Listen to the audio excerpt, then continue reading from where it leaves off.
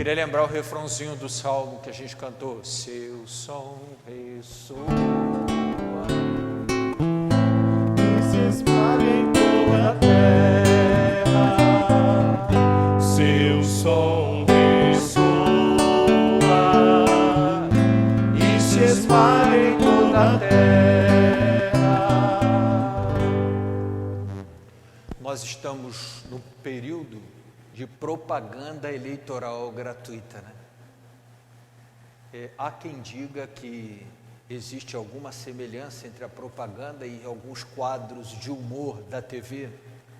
A propaganda eleitoral gratuita, às vezes, nos faz desconfiar da palavra humana.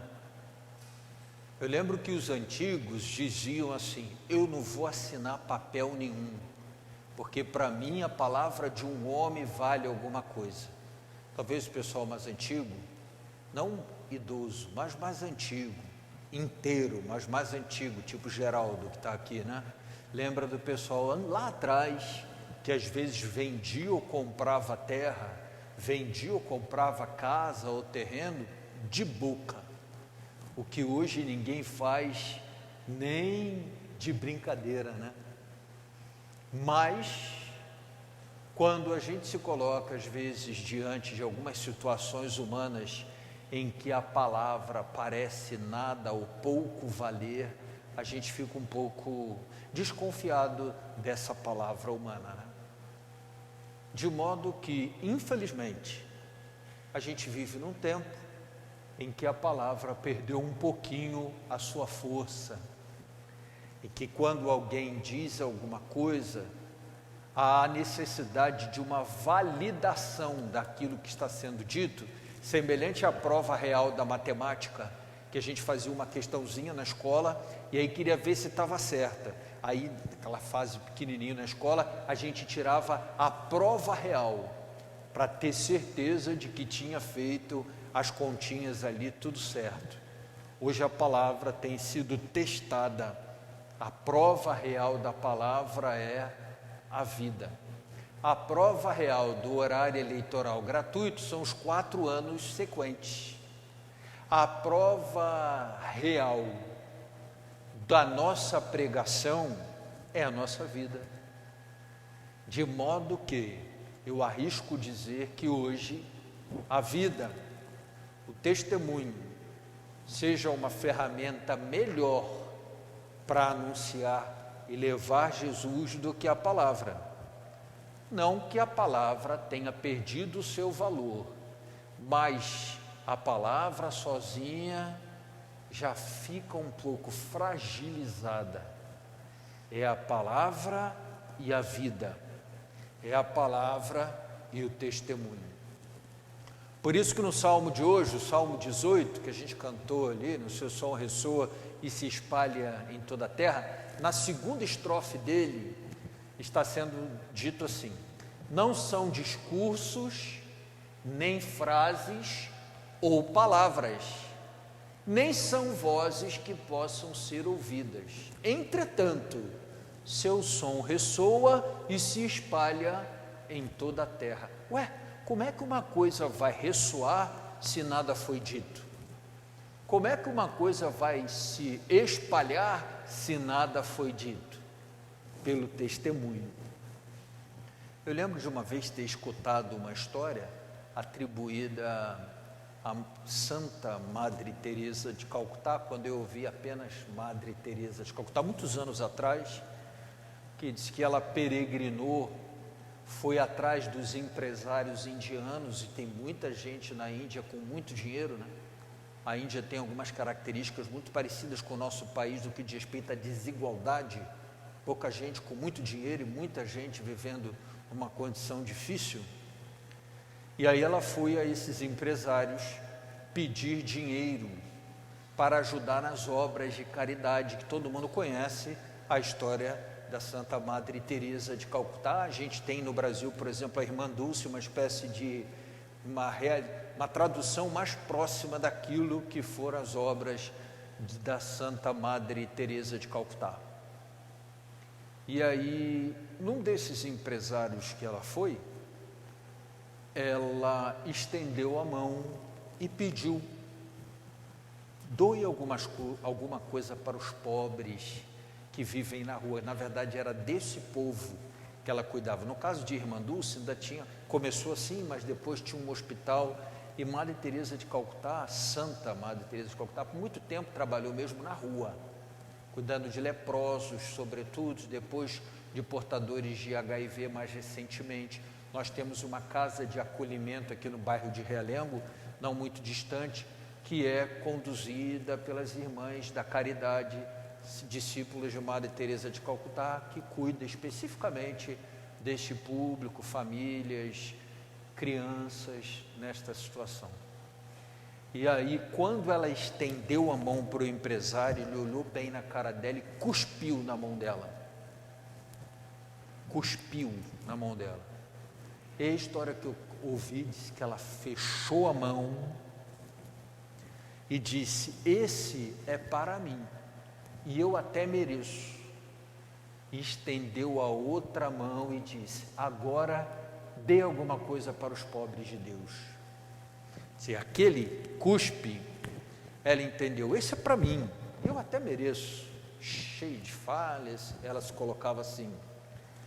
E estendeu a outra mão, e ele se sentiu muito tocado por aquele gesto, e esse homem se tornou um dos maiores colaboradores da obra de caridade de Santa Madre Teresa de Calcutá. É possível que ele já tivesse escutado muita gente falar ou pedir em nome da fé socorro, ajuda, mas aquele gesto teve a sua força. Vocês entendem o que eu quero dizer? Alguns gestos são tão fortes quanto, ou até mais forte do que as palavras. Nós estamos numa semana muito bonita. Lembra que desde o domingo a gente está naquela semana da pergunta feita a Jesus de qual é o primeiro, o maior dos mandamentos. Jesus diz: amarás o Senhor teu Deus de todo o teu coração, toda a tua alma, toda a tua força, e o teu próximo como a ti mesmo. Nestas duas coisas consistem toda a lei e os profetas. É a semana em que a gente é convidado a entender que o amor é uma moedinha de dois lados. O amor a Deus, que é fácil, e o amor ao próximo, que é desafiante. Mas que não existe amor a Deus sem esse amor ao próximo. E aí ontem a palavra de Deus dizia para a gente assim: seja bom, né? Seja bom, sede bondosos, tal, insistia muito nisso.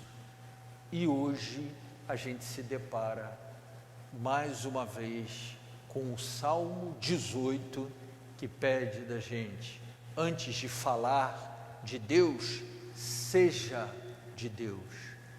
Antes de falar de coisas de Deus, que deve ser assim, que deve ser assado, experimente isso. A vida fala por si só. Você não tem ideia de, por exemplo, como seu filho te observa, mesmo que ele seja pequenininho. Como algumas coisas que você faz agora ficarão para sempre nele e com ele.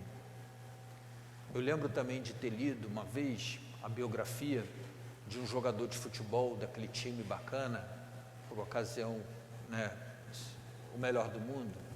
O nome desse jogador é Zico.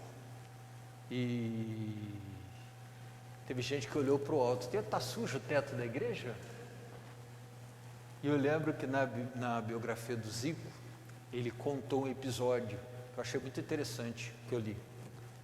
Ele contou um episódio que certa vez, naquela época em que jogador de futebol não tinha muito dinheiro, não era milionário, quer dizer, tinha alguma situação, mas não é como hoje, né?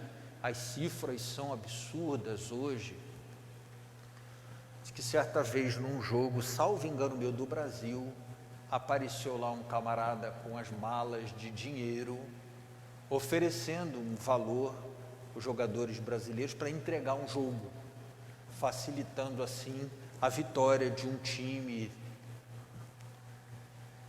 E ele conta que a primeira coisa que veio à cabeça dele, antes de pensar o que ele poderia comprar com aquele dinheiro, o que aquele dinheiro poderia resolver, o que aquele dinheiro poderia ajeitar na vida dele, a primeira frase que veio à cabeça dele foi: filho de seu Arthur não aceita esse tipo de coisa. Algumas frases, algumas decisões dos nossos filhos ou nossas têm sim profunda influência na maneira como viveram os nossos pais, mais do que das coisas que diziam os nossos pais. Vocês se entendem? Ou seja, a vida, ela tem a sua força de convencimento. É por isso que também uma vez ouvi uma frase de Madre Teresa, Santa Madre Teresa, que não sei se é atribuída a ela, se de fato é dela, que diz assim, que as palavras, elas até convencem as pessoas, né? Você pode ter uma lábia muito boa e convencer alguém, mas o testemunho, a vida arrasta, tem uma força especial. Então, nessa semana tão bonita, convido todo mundo que está presente, que nos acompanha de casa, a gente parar e refletir um pouquinho sobre exatamente essa coisa da vida. Vamos nos preocupar menos com as palavras e nos preocupar mais com a vida. Depois as palavras virão confirmando aquilo que já está dito, que as pessoas já sabem, que elas já perceberam, que elas já entenderam, mas não o contrário. Por exemplo, falar daquilo que a gente não vive e não está disposto a viver. Vamos pedir ao Senhor que nos dê, como a gente ouviu hoje no refrão do Salmo, que a nossa vida ressoe e se espalhe, né? Pelo menos ali, nossa casa, os filhos, família, nossos pais, irmãos, que a nossa vida ressoe e se espalhe. Vamos com alegria acompanhar nossa procissão e o canto das ofertas.